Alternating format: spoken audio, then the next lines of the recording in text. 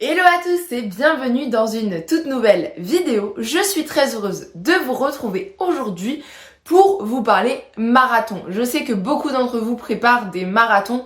Je reçois beaucoup de messages privés sur Instagram. Donc je suis très heureuse de répondre au fur et à mesure à vos questions. Et n'hésitez pas à retrouver toute la playlist nutrition sur marathon que je vous mets juste ici pour retrouver tous les conseils qui concernent la nutrition sur marathon. Aujourd'hui, on va donc parler de l'hydratation, qui est un point indispensable, vous vous en doutez, sur marathon. Vous vous en doutez, quand on court, on perd de la sueur, donc c'est évidemment indispensable de s'hydrater. C'est pour ça que ça me semble important de faire un point sur ça, parce que c'est vrai qu'on se pose la question de est-ce qu'il faut que je m'hydrate uniquement avec de l'eau? Est-ce qu'il me faut des électrolytes? Est-ce qu'il faut de la boisson d'effort? Quelles sont les différences? Voilà, plein de questions qui peuvent vous venir, donc l'idée c'est d'y répondre. Bien évidemment, on va chercher à prévenir de la déshydratation avec la stratégie hydrique que l'on va mettre en place. Sachez que par stratégie hydrique, j'entends pas forcément uniquement de l'eau, on va voir tout ce qu'on met en place dans cette stratégie d'hydratation. Alors, l'hydratation, c'est un point qui est hyper important. Déjà, la première question, c'est combien je dois boire. Avant de savoir quoi, on va déjà chercher combien on doit boire sur son marathon.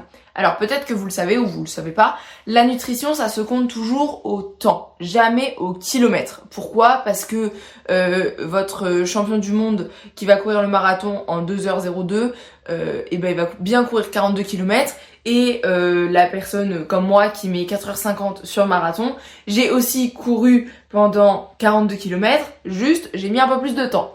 Donc, vous imaginez si je buvais que l'équivalent de ce qu'il a bu en 2 heures, moi, sur 4h50, bon, on aura un petit problème de ratio. Donc, la nutrition, ça se compte toujours par heure d'effort. Il y a un minimum syndical en dessous duquel vous ne pouvez pas descendre. Vous ne pouvez pas boire en dessous de 250 ml d'hydratation par heure d'effort. C'est hyper important. Après, par contre, vous pouvez monter sans aucun problème. Si vous arrivez à viser entre 500 et 700 ml par heure, c'est super. Bien évidemment, ces valeurs s'ajustent en fonction de votre transpiration, mais aussi de la chaleur et des conditions du moment. Maintenant qu'on a répondu à la question combien, on va voir quand.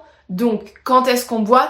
Idéalement, toutes les 10 à 15 minutes par petite gorgée.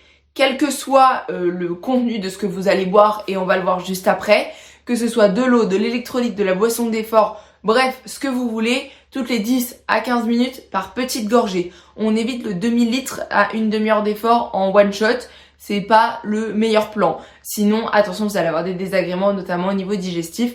Donc, on vise quelque chose de régulier par petit apport. Ça y est, on arrive à la question que vous posez sûrement tous. C'est qu'est-ce que je bois ? C'est très bien de boire, mais qu'est-ce que je bois ? Vous avez plusieurs solutions qui s'offrent à vous.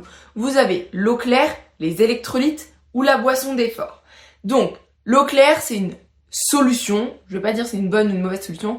C'est une des solutions, mais qui, selon moi, ne sera pas utilisée tout au long de votre course. Si vous faites tout votre marathon à l'eau claire, vous avez déjà un risque d'hyponatrémie parce que vous allez apporter moins d'électrolytes que si vous prenez de la boisson d'effort ou des électrolytes. Il vous faudra apporter tous vos glucides par l'alimentation. Donc ça peut être bien d'avoir par exemple boisson d'effort et eau claire, mais je suis pas forcément partante pour avoir une stratégie hydrique qui repose uniquement sur de l'eau claire. L'autre solution que vous allez avoir, ce sont les électrolytes. Qu'est-ce que c'est que les électrolytes ? C'est une boisson qui vous apporte uniquement vitamines et minéraux. Il n'y a pas d'apport d'énergie, il n'y a pas de glucides dans les électrolytes. Donc faites-y attention dans votre stratégie. Ça peut parfaitement remplacer l'eau claire.